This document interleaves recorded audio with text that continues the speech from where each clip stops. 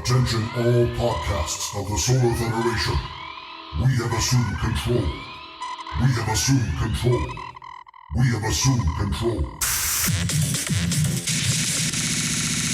Intergalactic Boombox. Bruises on both my knees for you. Don't say thank you or please I do what I want when I'm wanting to. My soul, so cynical. So you're a tough guy, like it really rough guy. Just can't get enough guy, just always so puff guy. I'm a bad guy. Duh. Thank you, Wreck-It Ralph and the Al Capella Symphony Orchestra. Greetings, Earthlings. It is I, Kyle Hebert, a voice actor who talks to himself and thinks he's on a podcasting spaceship. The Intergalactic Boombox. The geek is strong with this one. Coming to you pre-recorded from a walk-in closet in Burbank. But just play along. It's the show that makes you ask, why is Gamora? Want to give a shout out to my Sat Cats for the week.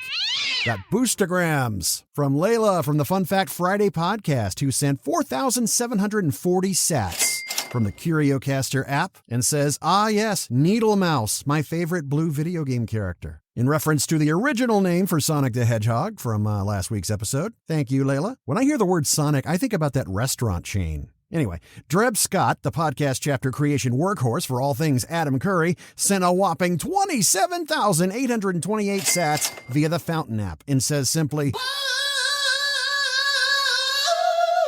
he also sent a bunch of other smaller boosts too. But dude, thank you. Thank you everyone for streaming sats and supporting the podcast. Satoshis are micropayments. So 2,000 sats are roughly $1. And streaming micropayment support like this directly to podcasters is way more efficient than Patreon or subbing on one of those big apps. Just go to newpodcastapps.com. Presents a nice long list of free podcast players. These are options all whipped up by a bunch of genius indie developers who are taking podcasting to the next level. Podcasting 2.0, as it is known.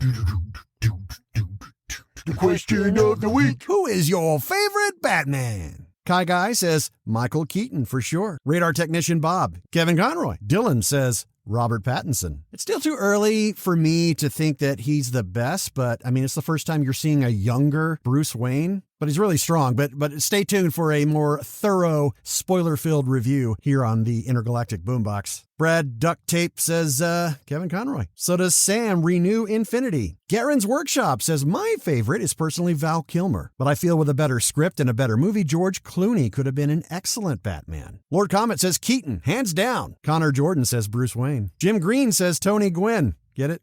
Batman, baseball player. Anyway. Rio MC says Reno Romano. Dylan Duck says Will Friedle. Ryan Hip says Ben Affleck. Hardcore Kowalski says Adam West. Mighty Avenger says I'm a go with Michael Keaton. Nikki J.O. Hagen says Adam West. Meme Lord says Robert Pattinson. Mr. Otaku says Lego Batman. Will Arnett. H. Colleen says, oh, come on. You know it's Adam West. Hawk says, I think it really depends on the era. Adam West encapsulates everything that was wonderful and fun about 50s and 60s comics. Keaton was great at capturing the darker gothic focus of the late 70s and 80s. Modern, I gotta go with Pattinson. Megs Jedi says Val Kilmer. Now, an overwhelming majority that I didn't read, just because they were all unanimous about it, was Kevin Conroy. And I understand it's easiest and probably best to separate animated Batman from live-action Batman. So I've heard about every Batman portrayed except Bruce Greenwood and Diedrich Bader. New question. How long of a runtime do you think movies should be? 90 minutes? 2 hours? Is 3 hours pushing it? Are you glad, say, for the Snyder Cut to be streamed and chopped into 4 parts as opposed to a button-a-thon being stuck in a theater? Do you have a cast iron bladder and think, I could do this all day? Or do you wish you wore Depends to the cinema? For me, personally, if they're pushing 3 hours or longer, I say stick an intermission in there. They did that with The Hateful Eight, and I was grateful. What do you think? Let me know. How long should movies be? At Boombox Pod. And now, every Let's Play video for Elden Ring. I said go left, you stupid! Hey, there's a merchant. Let me go ask him a quick... Oh, man. I'm gonna slay me a dragon! And I'm dead. Why? Why me? That's not fair, you and your... Oh, put up! This is the best game ever. 10 out of 10. Hey, you only broke 3 controllers! I haven't slept in a week, and I feel great. I'ma play it again.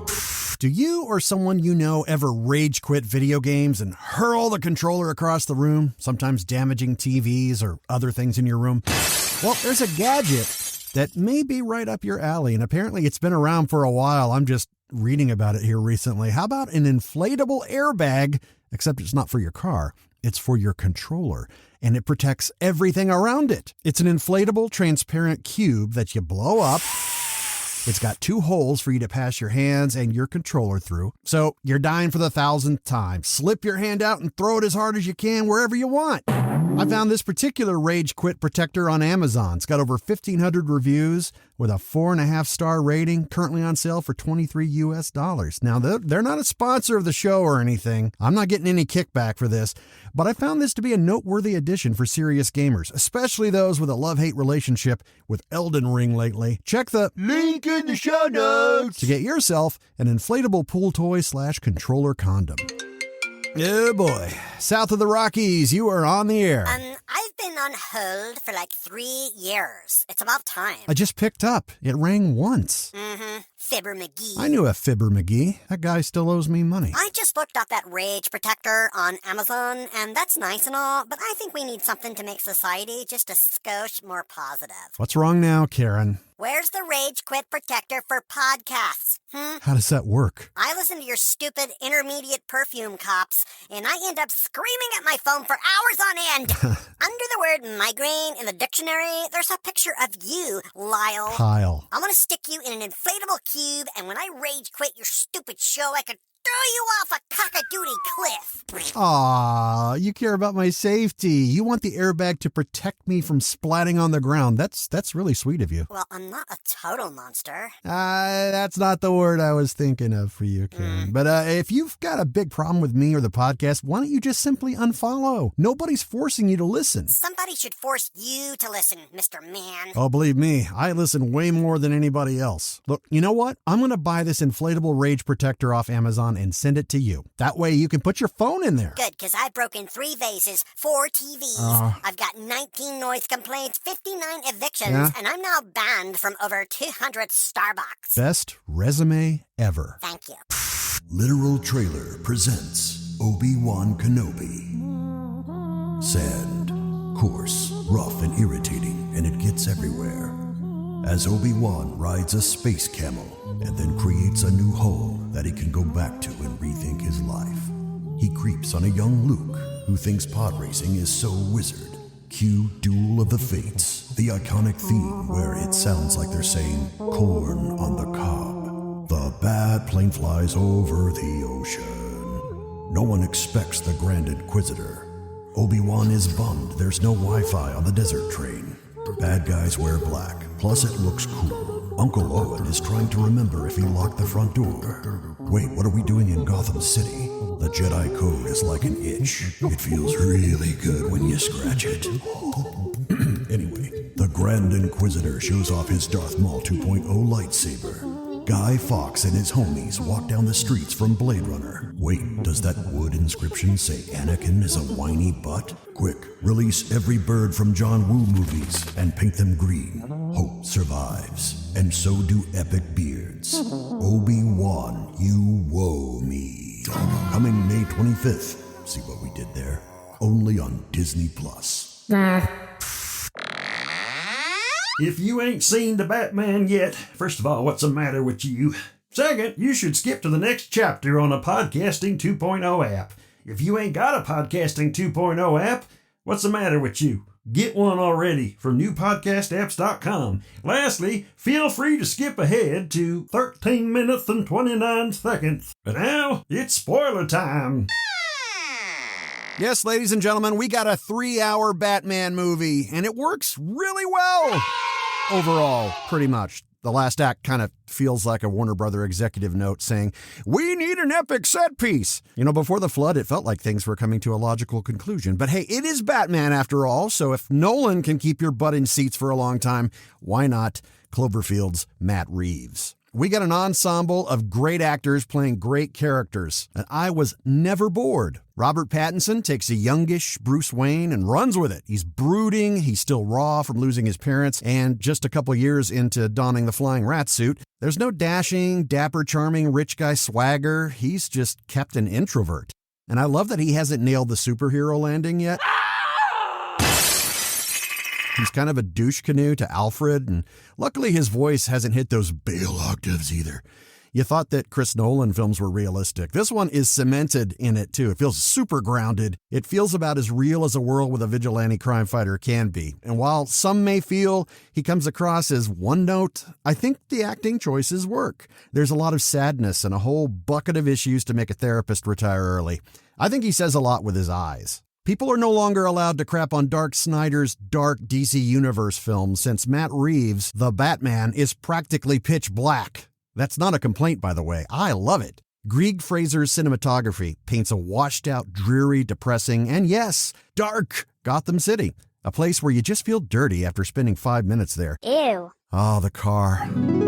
I wasn't sold on it when I first saw it in the trailers, but watching it in context, especially the introduction, oh, chef's kiss. It feels like it fell straight out of Fury Road. I mean, I've loved all the roided out Batmobiles through the years, but this one is, oh man. I dig those spy cam contact lenses too, which does explain why Batman walks so slow in this movie. You gotta take in all the details so you can examine it later. And was that Bane's green poison serum, or was that just an adrenaline shot in the final showdown? Casting-wise, there isn't one single weak link. Zoe Kravitz portrays a tortured soul who could put Trinity through her paces.